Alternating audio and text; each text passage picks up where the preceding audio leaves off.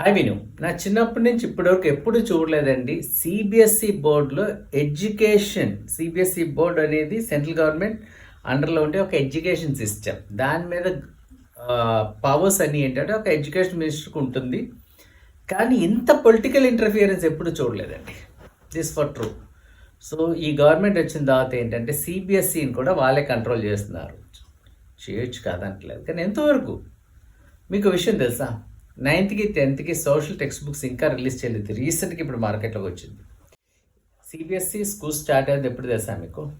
March, April, మే, June, July month వచ్చింది. దీంట్లో 1 or 2 months holidays ఉంటాయి. 5 monthsలో అంటే ఆల్మోస్ట్ 3 months తర్వాత బుక్స్ ఇప్పుడు రిలీజ్ చేశారు. ఇంతకాలం ఏం చేశారంటే చరిత్రను ఎరేజ్ చేయడానికి టైం తీసుకున్నారు. చరిత్ర ఎరేజ్ చేశారు. ఒక ఫస్ట్ సెమ్ ఎగ్జామ్స్ అయిపోయినాయి పిల్లలకి, ఫస్ట్ యూనిట్ ఎగ్జామ్స్ అయిపోయినాయి పిల్లలకి.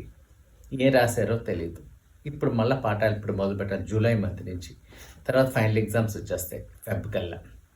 ఏం రాస్తారు? టీచర్స్ ఏం చెప్తారు? సో మీరు చరిత్రను ఎరేజ్ చేయాలంటే కొంచెం ముందు ఎరేజ్ చేయడం మొదలుపెట్టవలసిన పరిస్థితి. ఇప్పుడు పిల్లల్ని ఇబ్బంది పెట్టడం చాలా తప్పు. సో ఇదండి ఎడ్యుకేషన్ సిస్టంలో ఉండే ప్రాబ్లమ్స్. ఇదే యువతను అడుగుతుందండి. యువతను అడిగేది కూడా ఇదే. ఏమంటారు మీ ఒపీనియన్స్ కూడా?